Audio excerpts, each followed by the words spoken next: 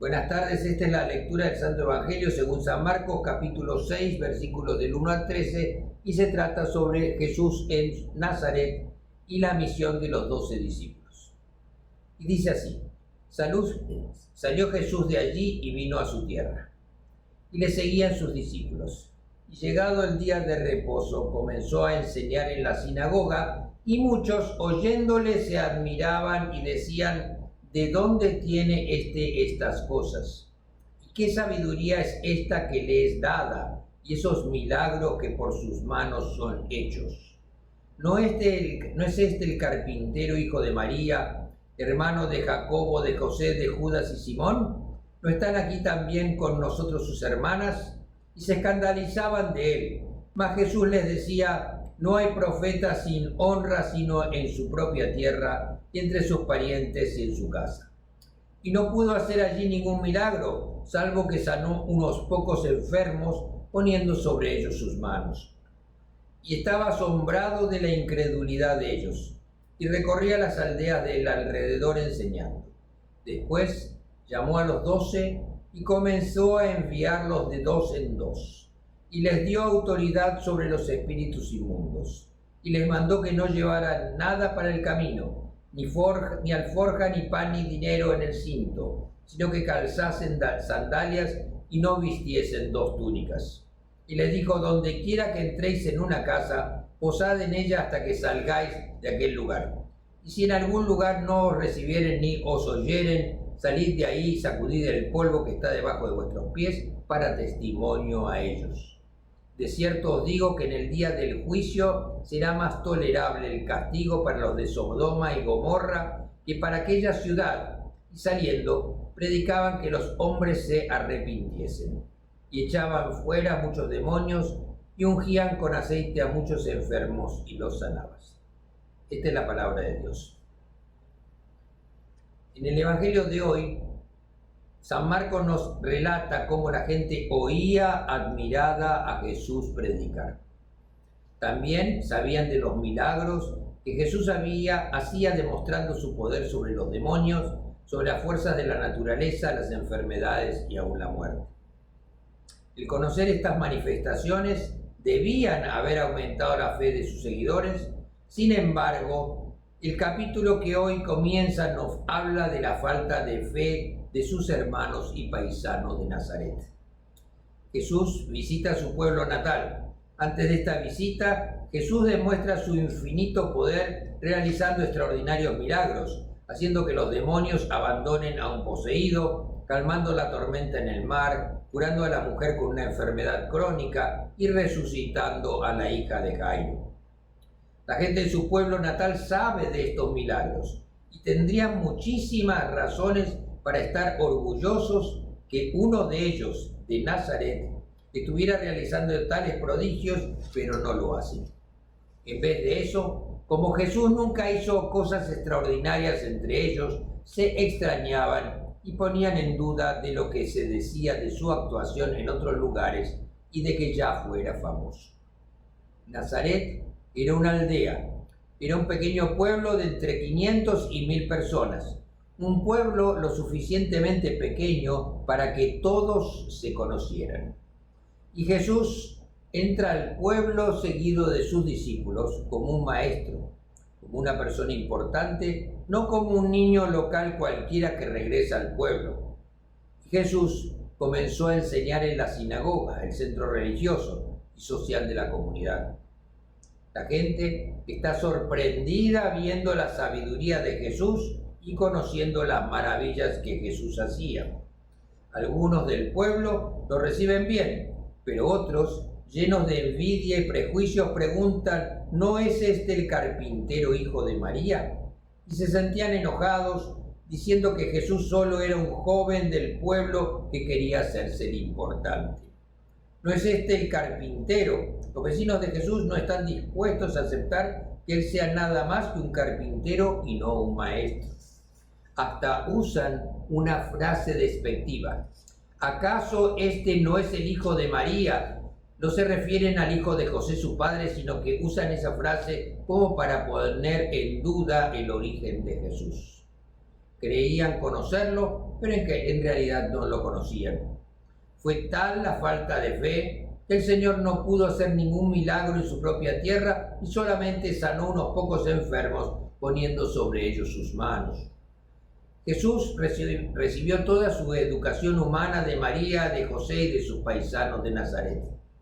De ellos recibió la Biblia y la cultura de su pueblo, pero también Dios Padre le comunicaba su espíritu para que experimentara la verdad de Dios en todas las cosas, y Jesús estaba llena de sabiduría divina. En los evangelios de las semanas pasadas, Jesús animaba a los discípulos a no tener miedo y a confiar más en Dios. Hoy vemos a Jesús desanimado ante las dudas y la falta de fe. Marcos, el evangelista, nos quiere dejar en claro que en su propio pueblo y entre sus propios amigos no encontró la fe. Jesús se compara con los antiguos profetas judíos a quienes el pueblo rechazaba. La humildad y la sencillez de sus orígenes hace que los habitantes de Nazaret rechacen a Jesús. Esto nos demuestra que Jesús es verdadero Dios y es verdadero hombre. Ahora nosotros también debemos reflexionar. ¿Cómo reaccionamos nosotros cada uno al mensaje de Dios? ¿Realmente lo aceptamos? ¿Lo seguimos o nos sentimos inclinados, tales como la gente del pueblo de Nazaret, a rechazarlo? ¿Cómo actuamos nosotros? ¿Juzgamos a los demás por sus orígenes o por el color de la piel, por dónde nacieron, por el dinero que tienen o por las cosas que tienen? Este evangelio nos llama a entender que cuando recibimos, aceptamos y seguimos el mensaje de Jesús, cuando depositamos nuestras vidas y nuestra fe en Él, Jesús puede y hará milagros en nuestras vidas. Pero cuando lo rechazamos, lo negamos, lo olvidamos o no creemos sinceramente y profundamente en Él, Jesús no actuará. Nosotros seremos como una tierra seca, estéril, donde ninguna semilla, ningún milagro puede germinar y florecer. La segunda parte del Evangelio nos relata que Jesús envía a sus 12 discípulos a llevar su mensaje de salvación, a proclamar las buenas nuevas a todo el mundo. Los 12 discípulos tenían una relación íntima con Jesús, pues ellos vivían y viajaban con Jesús, aprendiendo de día y de noche del Maestro. Los 12 fueron nombrados apóstoles, es decir, debían ser misioneros y evangelizar y al mismo tiempo confirmar y demostrar el poder y la autoridad recibida de Cristo. Si bien es cierto que Jesús tenía muchos seguidores, no todos estaban dispuestos a pagar el precio que implicaba seguirlo, pues la verdad de Jesucristo incomodaba no solo a las altas figuras religiosas, sino también a los gobernantes y políticos de la región. Los 12 discípulos eran gente sencilla, pescadores y posiblemente no tuvieran estudios. Tampoco eran personas importantes ante la sociedad, sin embargo, fueron elegidos por Jesús. Jesús elige a sus discípulos no por su nivel social, su estatus económico, su educación y mucho menos por ser religiosos. Los discípulos no solamente habían sido testigos de los prodigios, milagros, enseñanzas, amor y misericordia de Cristo, sino también habían experimentado el amor y la redención que Jesús ofrece. Aquellos hombres creyeron en Jesús y en el poder del Espíritu, y eso fue lo que los hizo aptos para la misión. Jesús sabe todo el trabajo que les espera a los discípulos, a los que manda como misioneros a hablar con las personas. Y en ese momento, eso se debía hacer casa por casa. Imagínense la diferencia con ahora. No había radio, ni televisión, ni internet, no se podían comunicar con otros por Facebook. Hoy en día sabemos qué está pasando en otros países del mundo, casi como si estuviéramos presentes. Y encima vemos las imágenes o vídeos. Si alguien inventa un producto y lo quiere promocionar, solo es que ponga un aviso y alguna persona en un programa en la tele lo hace conocer a millones de personas simultáneamente. En aquel tiempo no existían ninguna de esas facilidades que realmente son cosas creadas hace muy poco tiempo.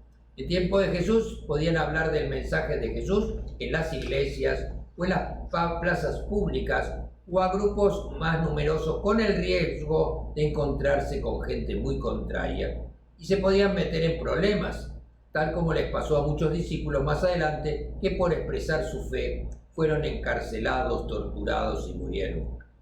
Así que llevar el mensaje de Jesús a todas las personas era una tarea gigantesca. Y Jesús les dice, vayan, el trabajo que les encargo es mucho, les dice, la mies, quiere decir la cosecha, es muy grande y los trabajadores son muy pocos. No pierdan el tiempo, les dice, ni siquiera se paren en el camino a conversar. Es urgente que cuanto antes lleven el mensaje. Tienen que ir absolutamente convencidos que Dios los acompaña, que donde lleguen la gente les va a proveer lo que necesitan. Tienen que tener tanta confianza en lo que van a hacer que les dice no lleven bolsa de dinero, ni alforja, ni de sandalias. Y al ir así, al llegar a una casa de esta manera, saludarán, paz a esta casa. Y si ellos le dan la bienvenida, ustedes recibirán lo que la familia quiera o pueda compartir con ustedes.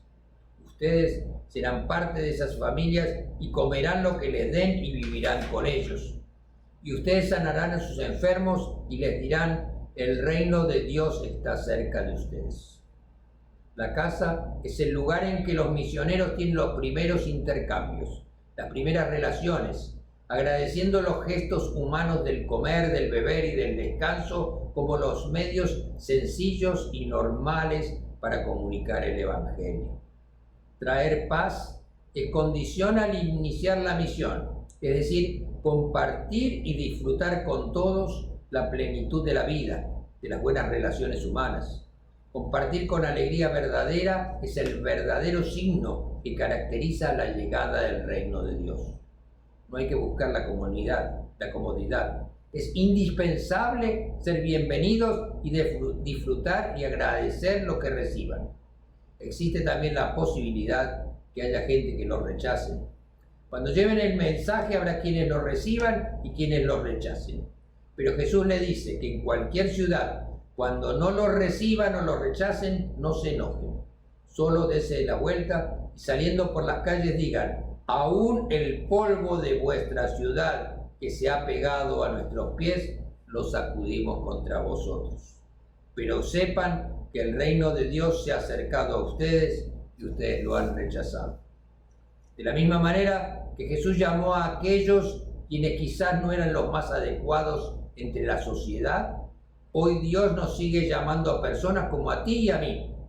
Dios nos ha escogido no por lo que hacemos ni por quien pensamos que somos, sino porque Dios ha visto algo especial en nosotros, pues Dios no juzga la apariencia, sino el corazón. Todos, cada uno de nosotros también recibamos a quienes nos traen la palabra de Dios, y también nosotros llevemos y compartamos el mensaje que entre todos podemos y debemos construir ese mundo de justicia, equidad, respeto y amor. Que el Señor los bendiga ahora y siempre en nombre del Padre, del Hijo y del Espíritu Santo. Amén.